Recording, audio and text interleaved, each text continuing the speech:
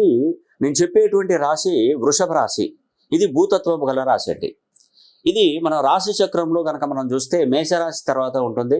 దీంట్లో కృత్తిక 2, 3, 4 పాదాలు, రోహిణి 4 పాదాలు, మృగశిర 1, 2 పాదాలు వృషభ రాశి.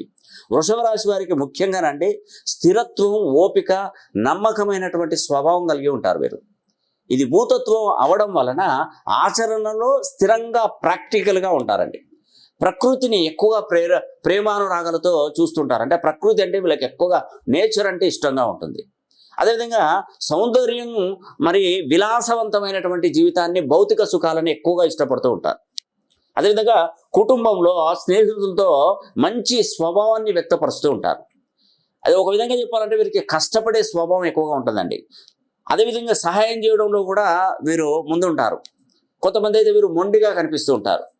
ఆకుపచ్చ, తెలుపు రంగులు ఎక్కువగా వీరికి ఫేవరెట్ కలర్గా చెప్పుకోవచ్చు.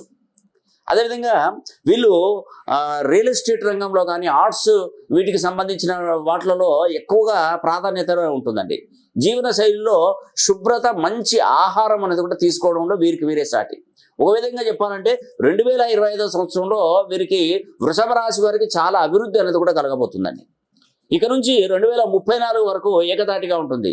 జీవితంలో మంచి డెవలప్మెంట్ అనేది